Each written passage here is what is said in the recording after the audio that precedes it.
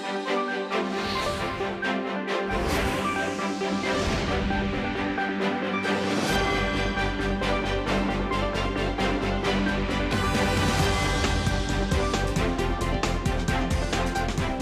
morning. It's May 25th here in Seoul, and I'm Kim Dan.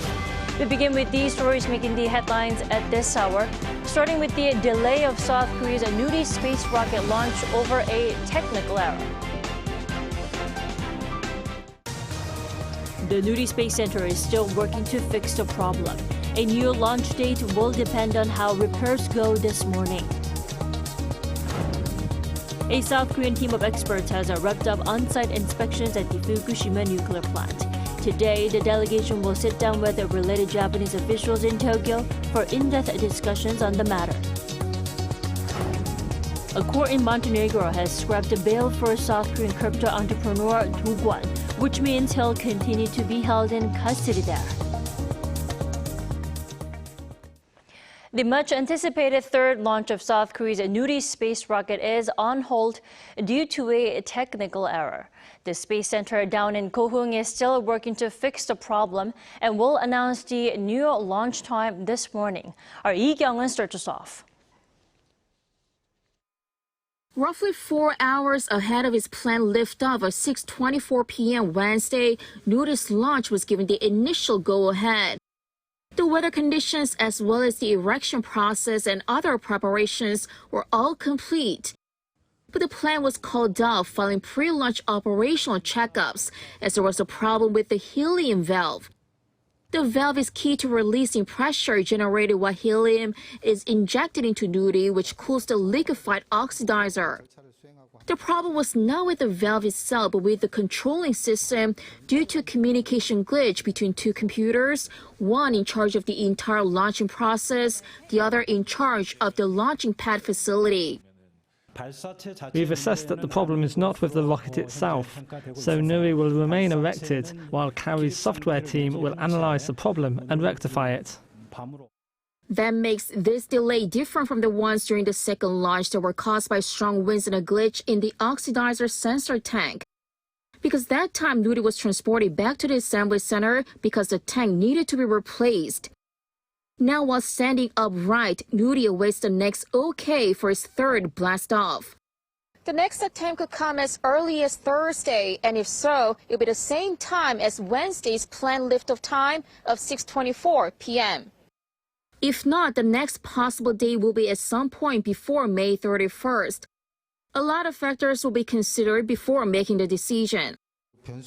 Factors affecting the next attempt date are how long the satellites can be sustained on board Nuri. We also have to keep injecting air to protect them, which cannot go on for days. There's also the weather and possible collisions with space objects, among the other things that have to be taken into consideration. The announcement will decide when Nuri will embark on its first ever proper mission to carry 8 working satellites into orbit. Young-eun, Arirang News, Goheung. Now, despite the unexpected delay, the rocket itself still brings excitement to the people in the southern coastal county of Goheung in Jeollanam-do province. Our Shin Se-byuk has the story. Goheung County in Jeollanam-do province. The southernmost coastal town is where the journey to space begins for South Korea's homegrown rocket, the Nuri. This county, once a small town known for its serene beaches and landscapes, has now transformed into a hub of innovation and technological marvels. The excitement and expectations are particularly high in Goheung, whose people are up-close witnesses to the country's efforts to explore a new field. To them, the Nuri is more than scientific technology. To them, it's aspirations and hopes.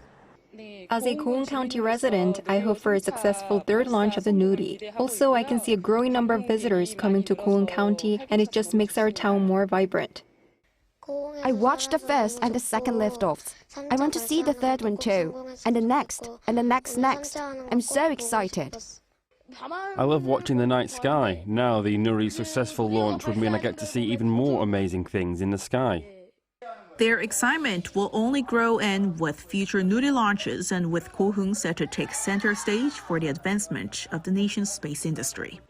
The semiconductor industry has been the driving force behind our nation thus far, but looking ahead, we anticipate that the space industry will generate an enormous value of billions and trillions of won. Goheung is the hub of South Korea's aerospace endeavors. The town that we're living in is playing a pivotal role in spearheading the nation's space industry. I have to tell you that we are very proud of it. Even though the much-anticipated third launch of the Nuri has been delayed, the rocket has surely brought the small coastal village hope and anticipation.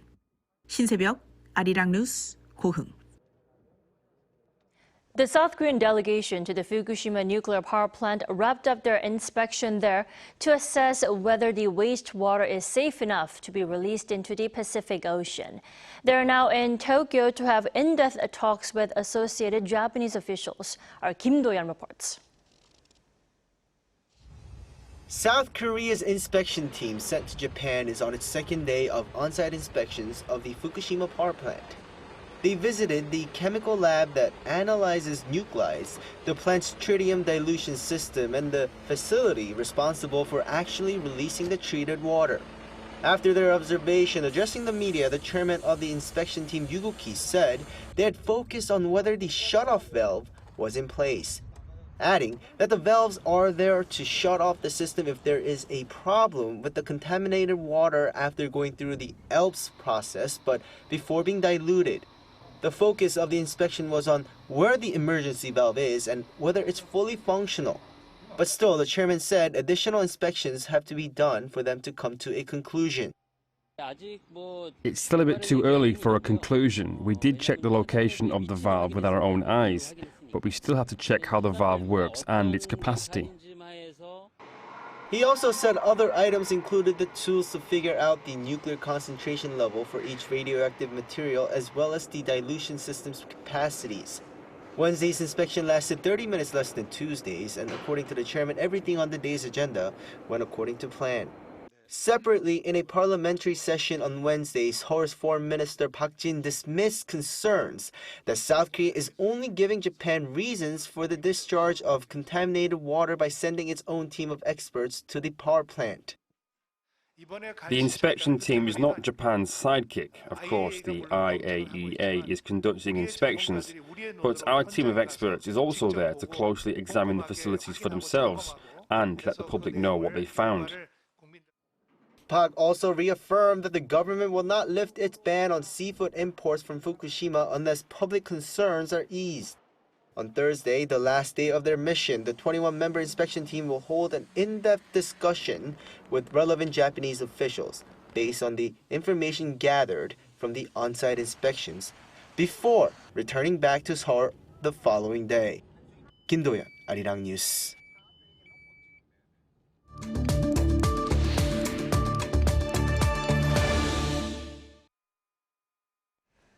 The launch of South Korea's Nuri space rocket is on hold for now, while the issue that caused the delay is being fixed. The Space Center has been working on it since last night and into this morning. In the meantime, let's speak to an expert on the best scenario for Nuri. We're joined by Professor Kim Jong-am from Seoul National University. Good morning, Professor. Good morning. Thanks for having me. Thanks for joining us. Professor, the launch has been delayed due to a technical glitch found during the final preparations. Could you give us more details about this technical error? According to the reports from the Ministry of Science and Korea Aerospace Research Institute, KARI, it appears that there was some sort of the communication failure between control computers at the Launch Control Center and the launchpad facility. And KARI officials explained that a low-temperature helium supply valve could not be working properly under automatic operation mode. But the valve itself was working normally when operated manually. So there seemed to be a problem with the communication equipment. Here, the function of helium is to control the pipe valve between the fuel tank and the engine. So the proper working of helium is very important for safe operation of the launch vehicle. Right, and hundreds of components just within one rocket, so it's a lot more complex than we believe. And also we saw another delay last year, in fact. What's the difference this time? Can you describe these important final checks that are made right before the launch? The second launch of Nuri last June was also postponed twice. And the original launch schedule on June 15 was postponed to the next day due to strong wind and poor weather condition. On June 16, however, the launch was aborted again due to the malfunction of the oxidizer level sensor of the first stage. At that time, the launch vehicle was removed from the launch pad and back to the assembly building, and the launch was proceeded after 6 days by replacing the faulty sensors. But in this third launch, initial diagnostics revealed that the problem was not a hardware issue of the launch vehicle.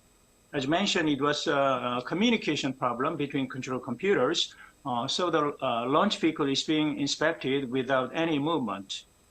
So if the cause of the communication problem is identified and corrected, and I think the launch could be possible today. But as you know, the launch vehicle is a very complex system. We have about 370,000 parts that should work seamlessly. So the ability to carefully inspect and troubleshoot the entire pre-launch process is crucial. And even a small error can lead to a catastrophic effect. And this is also the part of what makes a reliable launch vehicle. And this kind of delay is rather common in international space launch. So I think it is fortunate in some sense that the engineers could have identified the problem in advance. Right, so many variables from weather conditions to technical errors like this time, but like you mentioned, it is good that we caught the issue before actually launching the rocket. Now, you briefly mentioned that if the problem is fixed today, the launch could happen today. Then, if not, what's the best scenario for Nuri, Professor? Based on the progress of the identification, analysis, and fix of the technical issue observed yesterday, the launch management committee is going to announce the launch schedule this morning. So we just wait and see. But I think the best scenario is to continue the launching today if the technical issue has been resolved completely. And this is because the Nuri is currently standing up in the launch pad, and the satellites are on board. And launching a rocket is very sensitive to the weather condition as well. If the weather condition is not favorable, it may affect the launch process again. And obviously, we don't want that to happen. So it seems better, if possible, to launch as soon as the issue is resolved. Right. Actually, the Space Center is set to hold a meeting at 11 a.m. today and then a briefing in the following hours. So we'll keep a close eye on that. And of course, fingers crossed for the third launch. Yeah, right. All right, Professor Kim Jong-un, thank you so much for joining us this morning. Thank you.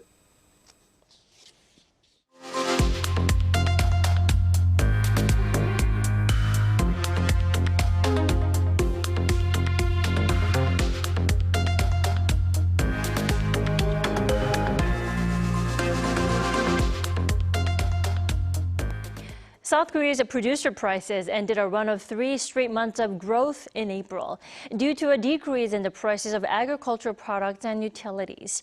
According to preliminary data from the Bank of Korea, the country's producer price index fell 0.1% from the previous month. The latest data follows a 0.4% gain in January, a 0.2% gain in February, and a 0.1% rise in March. On year, however, the index rose 1.6%. The producer price index is a key barometer of consumer inflation, which influences the prices of related goods in the months ahead. Now, even as a possible default looms, there is still no breakthrough in talks between the White House and the top Republican negotiators. Our Peunji has the details.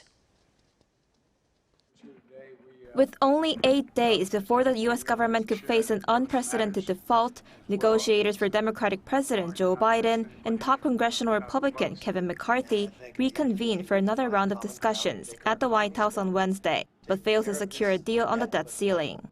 McCarthy said they moved in a positive direction, but said they're still far apart. You have to spend less than you spent last year. That's not that difficult to do. They have increased spending with the Democrats in the majority on discretionary spending by more than 33%. No household's been able to afford to do that. We can find waste, we can eliminate that. The U.S. Congress faces a June 1st deadline to either raise or suspend the debt ceiling in order to avoid a catastrophic default. Republicans led by McCarthy have been insisting on spending cuts in exchange for raising the debt limit. They say they'll not accept a deal unless it results in the government spending less money than it did in the last fiscal year, and are pushing for cuts to 2022 levels. But the White House says the Republicans are risking a devastating default as they demand extreme spending cuts that would hurt millions of Americans. Meanwhile, at a Wall Street Journal event on Wednesday local time, U.S. Treasury Secretary Janet Yellen expressed concerns and said it's highly likely the U.S. would run out of resources to meet all the government's obligations in early June, and possibly as early as June 1st. So we are seeing some stress already in Treasury markets, and I think that should be a reminder of the importance of reaching a timely agreement. With the growing possibility of a default, U.S. stocks fell on Wednesday, with the Dow Jones ending the day down by around 250 points. Haeun-ji, Arirang News. A higher court in Montenegro has scrapped Terraform Labs founder Do Kwon's bail following an appeal. The court says both Kwon and his former finance officer would flee if released on bail. Our Lee Seung-ja has more. Earlier this month, Terraform Labs founder Do Kwon and his former finance officer Han Chang-jun were granted bail of 400,000 euros, or just over $430,000 each. However, the prosecution appealed the bail, saying that neither would have any interest in staying in Montenegro once released from detention. And a higher court on Wednesday agreed with the prosecution that the payment of some $860,000 for bail for both men could not be taken as a solid guarantee. Both Kwon and Han were detained in March as they tried to board a flight to Dubai from Montenegro. They were charged with forging official documents as they were found with doctored Costa Rican passports and a separate set of Belgian passports. Meanwhile, with both South Korea and the United States seeking the extradition of Do Kwon and his former finance officer, Montenegrin authorities insist that the two must go through a trial in Montenegro before there is any chance of their extradition. Not to mention, the two would also need to finish any prison sentence handed down to them in Montenegro before they would be extradited to either South Korea or the U.S. And watchers believe that they could be facing the maximum penalty of 5 years in prison. Still, for many investors who lost money on the collapse of the Terra Luna cryptocurrency ecosystem, their fears that Kwon and Han would go on the run again have been quelled with the court's decision to scrap their bail. Lee Seung-jae, Arirang News.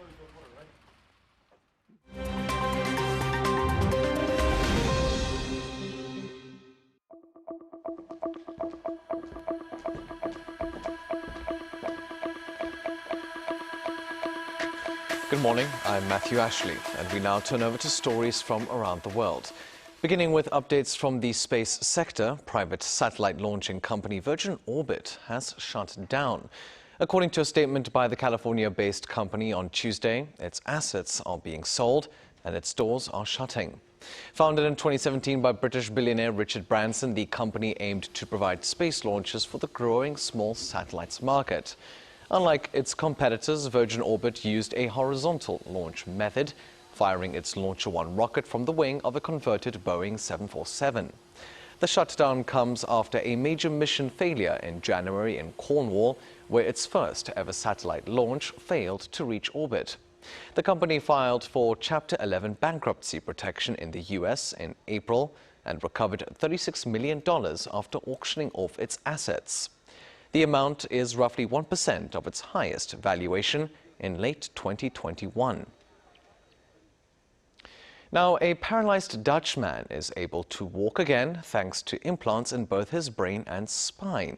Still in its experimental stage, the treatment was led by a team of Swiss researchers with their findings published in the journal Nature on Wednesday. With the help of a walking aid, 40-year-old Jan Oskam can climb stairs and walk distances of up to 100 meters. 12 years ago, Oskam was told he would never walk again after breaking his neck in a cycling accident. The implants work by acting as a bridge between the brain and the muscles, giving him more control over his movements. The brain implant sends instructions to the spine in order to move the correct leg and foot muscles. Now, Netflix has expanded its crackdown on account sharing to over 100 countries, including the United States and Germany. The streaming giant alerted users on Tuesday that their accounts can no longer be shared for free outside their households. Those wanting to add an outside member will need to pay an extra fee. For US users, it's $8 per month. But people in the same house will still be able to share an account and use it on other devices while traveling. Netflix estimates that about 100 million households have shared their passwords with people outside their homes. The move comes as Netflix looks for more ways to generate revenue amid growing competition. It introduced an ad-supported subscription in October last year. And finally, rock and roll singing legend Tina Turner has died at the age of 83. According to her spokesperson, Turner died at her home in Switzerland on Wednesday, following years of health complications. Known as the Queen of Rock and Roll, Turner won 8 Grammy Awards and was twice inducted into the Rock and Roll Hall of Fame. Turner dominated the music scene with R&B hits in the 1960s and early 70s, alongside her former husband, Ike Turner. She subsequently opened up about the physical abuse she endured during the relationship and was left close to financial ruin. In 1984, she staged a successful solo comeback with her multi-platinum album, Private Dancer, and the #1 hit, What's Love Got to Do With It?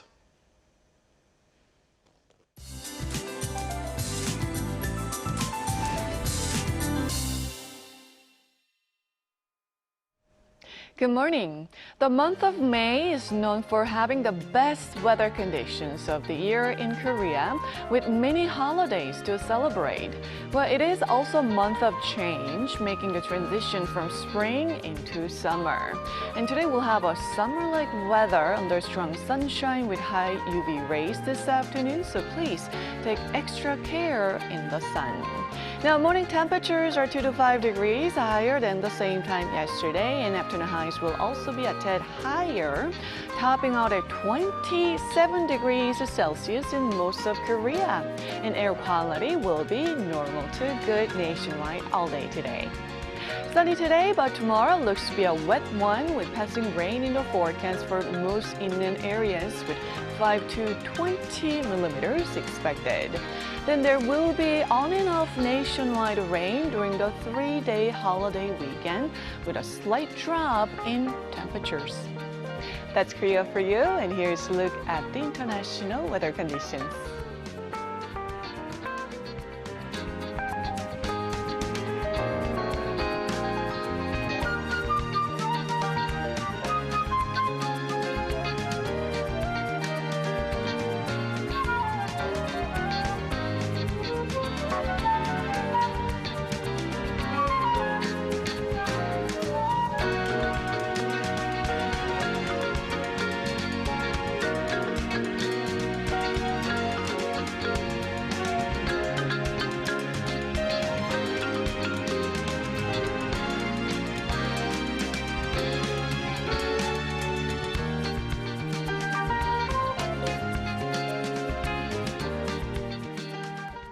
That wraps up today's New Day at Arirang. We'll be back at 12 p.m. Korea time. Until then, goodbye.